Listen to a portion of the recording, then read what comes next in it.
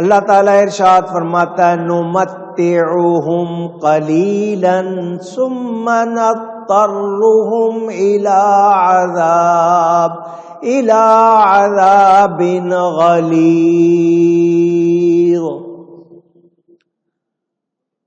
ہم انہیں کچھ برتنے دیں گے.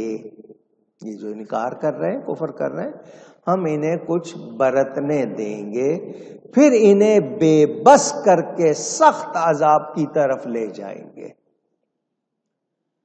یہ جو ہے تھوڑا سا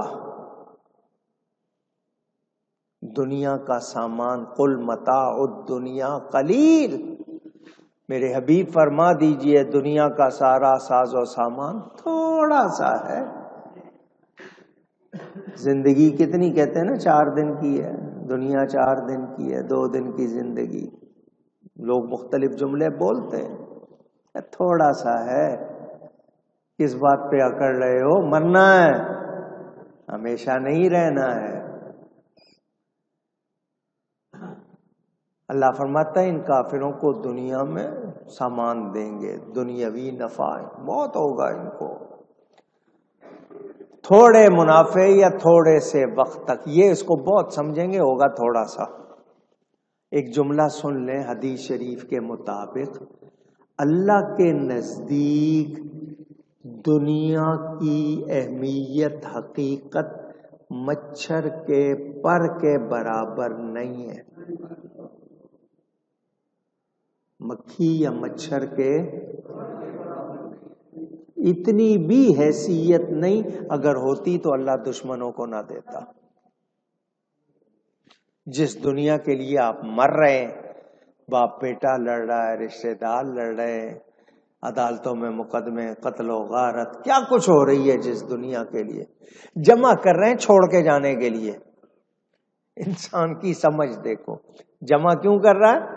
چھوڑ کے جانے کے لیے. جس دنیا کے لیے لڑ رہے ہو، اللہ کے نزدیک اس دنیا کی حیثیت مچھر کے پر کے برابر بھی. اللہ فرماتا ہم دنیا ان کو برتنے کے لیے دیں گے، ان کو لگے گی بہت ہے، تھوڑا سا نفع آپ کو لگ رہا ہے کہ جی مزے سے رہ رہے ہیں. یہ دنیا کے لیے، ان کے لیے. جو شے زوال پذیر ہو، یہ جملہ سمجھ آ گیا یا سمجھاؤں؟ وہ شے جو زوال پذیر ہو، جس میں کمی اور خرابی آئے، اس کو زوال کہتے ہیں نا. ایک ہوتا ہے کمال، ایک ہوتا ہے زوال. زوال کا مطلب نیچے آ جانا، گر جانا. وہ آپ کے مفہوم کے لیے بتا رہا ہوں. وہ شے جو زوال پذیر ہو، وہ کتنے طویل زمانے کے لیے بھی ہو، اس کو تھوڑا ہی کہا جائے گا کہ بالآخر اس نے ختم ہو جانا ہے، چونکہ زوال پذیر ہے. اب بھلے لمبا عرصہ 10 سال 20 سال 100 سال، بالآخر اس نے ختم ہونا ہے. اب اس کو قلیل تو دائمی کس کو کہیں گے؟ جس نے زوال پذیر نہیں ہونا، جس نے رہنا. ایمان نے رہنا ہے یا نہیں سمجھ آئی؟ ایمان کی اہمیت کتنی نعمت، بڑی نعمت ہے ایمان. تو اس شے کے جو دائمی ہو، بھلے تھوڑی ہے، وہ زوال پذیر ہے، لمبا عرصہ بھی ہو تو اس کو قلیل کہتے ہیں. ثم نضطرہم، انسان کو اس امر پر، اس بات پر آمادہ کرنا جو اسے نقصان پہنچائے. اور عرف میں عام جو رواج ہوتا ہے، اس میں ایسے کام پر مجبور کرنا جس سے اسے کراہت ہو، ناپسندیدگی ہو. اب یہ لوگ دنیا میں رہنا چاہتے ہیں، مزے لوٹنا چاہتا ہے. اللہ فرماتا ہے ہم لوٹائیں گے ان کو. آخرت میں لوٹنے پر مجبور کریں گے سخت عذاب کی طرف جو ان پر بوجھل اشیاء کی طرح محسوس ہوگا. ان کے عذاب میں تلخی میں اضافہ ہوگا. مومن سے اٹھایا جائے گا، ان پر ڈالا جائے گا. ایمان والے مزے میں ہوں گے، ایمان والے مزے میں ہوں گے. کفر والے تکلیف میں مصیبت میں ہوں گے. میرے دوستوں اور بزرگوں، پتہ چلا نبی پاک صلی اللہ علیہ وسلم سے تعلق ہونا، ان کا وفادار ہونا، ان کا دامن مضبوطی سے تھامنا، یہ سب سے بڑی کامیابی ہے. اسی میں نجات کی ضمانت ہے. اگر یہ دامن چھوٹ گیا تو پھر کچھ بھی رہا نہیں. اللہ تعالی ہم سب کو صحیح سمجھ عطا فرمائے. دنیا کا تعلق جب آخرت سے ہو جائے نا، سمجھنے کے لیے بات، تو پھر وہ کثیر بن جاتی ہے. دنیا کتنی بھی زیادہ ہو تھوڑی ہے، گنتی کا فرق نہیں ہے. ٹائم، اتنے پیسے، اتنی چیزیں، دنیا کا مال تھوڑا، جتنا مرضی اس کو کر لو. گناہگار کو بھی عذاب ہوگا، مگر عذاب غلیظ نہیں ہوگا. جس طرح کافروں پر ہوگا اس طرح مومن پر نہیں.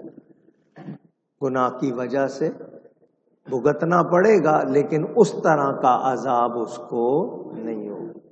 عذاب غلیظ سے مراد یا تو ہمیشہ کا عذاب ہے، یا رسوائی والا عذاب، سخت تکلیف والا عذاب، یا دوزخ کے سب سے سخت طبقوں والا عذاب. مومن جو بھی دوزخ میں جائیں گے گناہگار ہونے کی وجہ سے، وہ نچلے طبقوں میں نہیں، وہ دوزخ کے اوپر والے طبقوں میں ہوں گے، اور ان کو کافروں جیسا عذاب نہیں. لیکن اتنا بھی کیوں ہو، سوئی کی معمولی سی چبھن بھی تکلیف دیتی ہے یا نہیں دیتی؟ دیا سلائی ماچس کی معمولی سی بھی گرمی آپ کی کھال کو تکلیف دیتی ہے یا نہیں دیتی؟ تو ہم ایسا کام کیوں کریں کہ ہمیں وہاں جانا پڑے؟ بچنا چاہیے. اللہ تعالی توفیق عطا فرمائے، سمجھ عطا فرمائے. میرے دوستوں اور بزرگوں،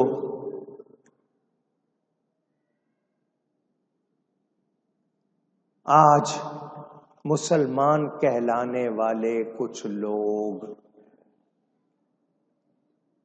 گناہ کے بارے میں بے پرواہ ہو گئے.